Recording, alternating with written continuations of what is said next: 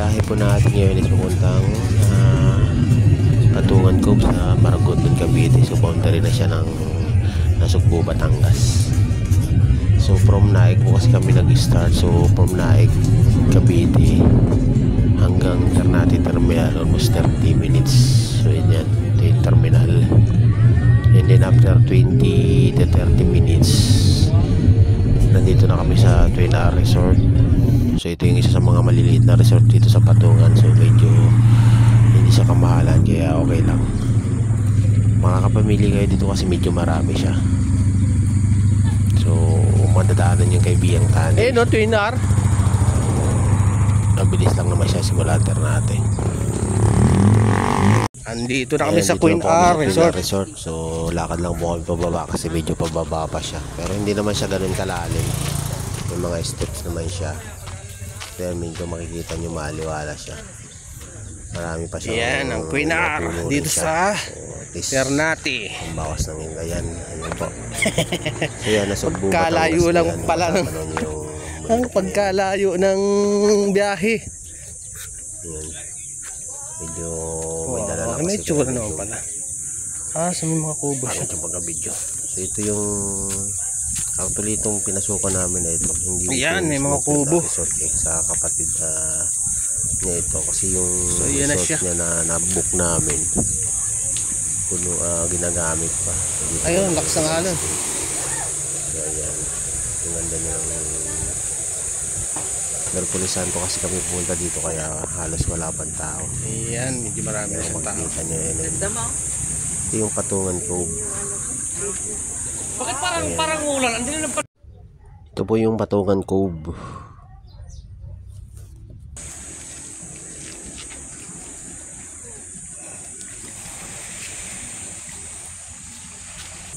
Okay ang buhangin. Mapino siya kaya lang konti lang. Kung puro ganito ang buhangin, ang ganda.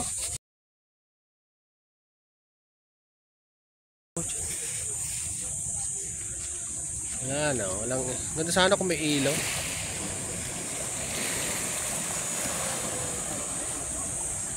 Ayan, likod nyo Nasugbu na. So ito, boundary siya ng Ternate.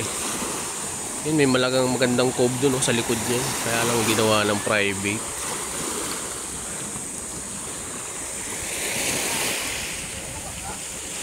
Ayun, dun ang aming tulugan. Overnight kami dito. So papunta dito, kung galing ka ng Maynila, sakay ka ng Nasugbu, sabihin mo Patungan Cave. Ayan, dito na yan. Mura lang kasi 2 days, 2.5 lang siya. Yun nga lang, kung kayo pupunta dito na Sabado at Linggo kasi medyo maraming tao. Ito, medyo siya. Medyo taob na siya. Pati. Yan. Kami lang naiwan. Tsaka mga kabataan. Ayun. Yan lang, alas 6 pa yung kuryente. Mga cottage. So ayun yung Patungan Cove View Deck 2. Kasi may View Deck 1 dun sa may Riders Wall.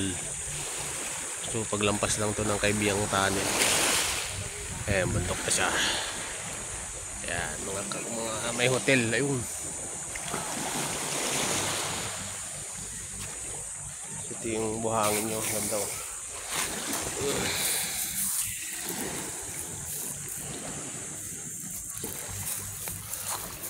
Kaya lang konti lang siya. Pili lang. Ganda sa powdery.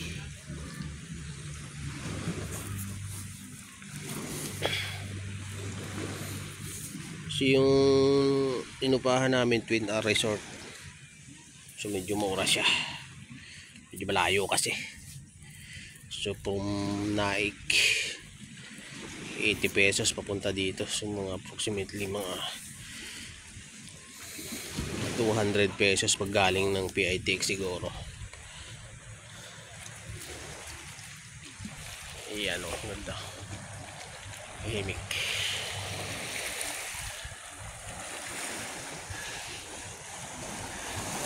Kami na lang naiwan.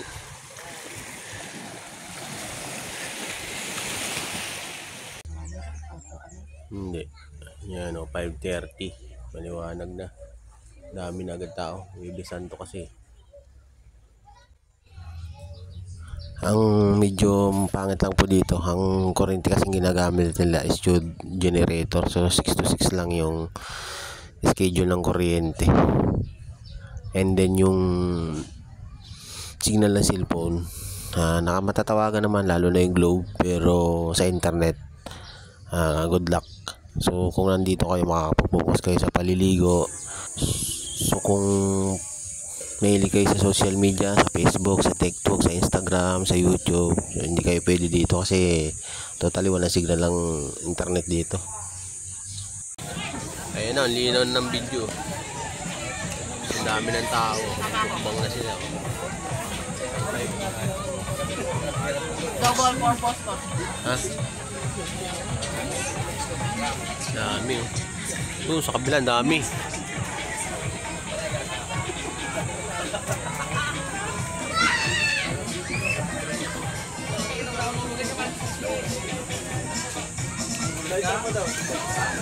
Diyan lang talaga magandang buhangin, no? Natatangi siya.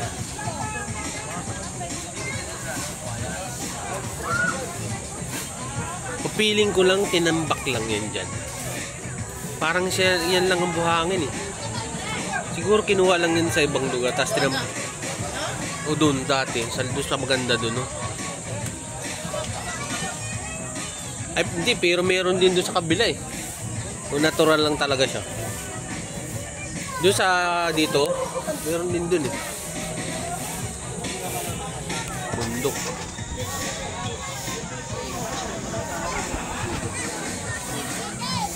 Puro resort din pala doon sa kabila. Ang daming tao, punong-puno eh. Oh. Mga ulo ng tao eh. No?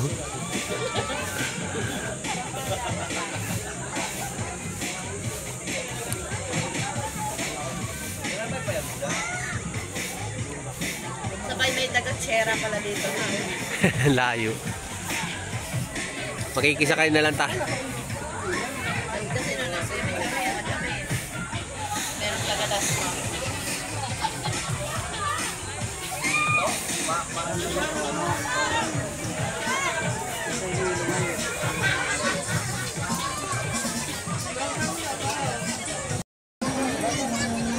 Yan, ang dami ng tao.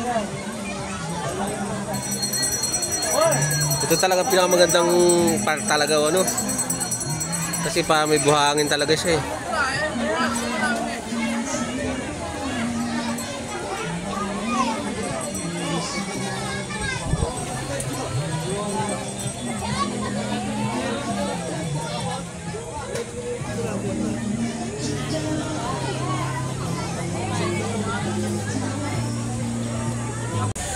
Ang bata, walang kapaguran sa paliligo. Pero hindi siya masyadong mainit ngayon. Malinaw naman yung tubig nyo. Kitang-kita nga yung bato. Tsaka hindi madudulas yung bato. Ay, sabagay, marami kasi naliligo ngayon kasi ang daming tao. Yun, ang dami dun. Buhangin pala yung gilid nun talaga. Kaya maraming tao. Ito kasi maganda magka-cottage. Ang ganda ang doon, malakas ang hangin. Maganda pala dito. Aircon, no? Sabi nung caretaker dito, 2.5 lang dito per night. Aircon na. Pwede na. Tulad doon sa amin, cottage lang, walang aircon.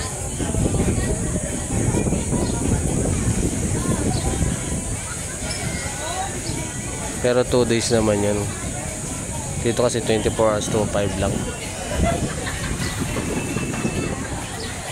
Pupunta kayo dito kung gusto nyo aircon dito, 2.5. May kwarto na, may CR. Tubig, sarili CR.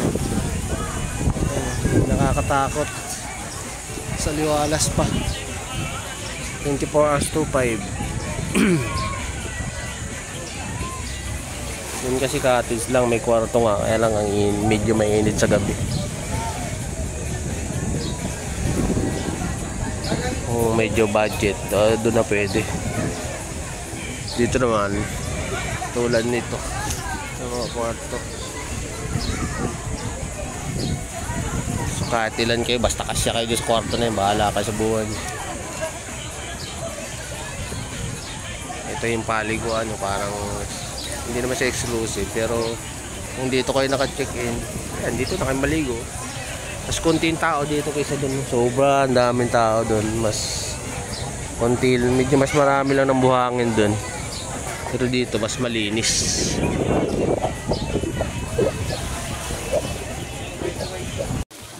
Ayun po. So kung pupunta ka dito, wala kayong sarili sasakyan, magko-commute lang kayo. Magtanong lang kayo sa comment section and then try ko po kayong sagutin and i-guide papunta po dito sa Patungan Cove sa Maragondong, Cavite. So maraming choices po ng mga resort dito, hindi yung mga accommodation. Isa kasi sa kabila yung pure buhangin daw yun, yung mismong boundary na siya ng Nasugbo. Hindi kasi kami pumunta doon sa medyo malayo kasi siya, tsaka wala kasi kami sarili sasakyan kaya hindi na kami nakadaan doon.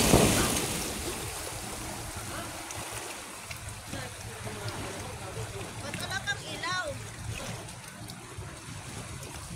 Iwanan ko kahit na po. Oo nga.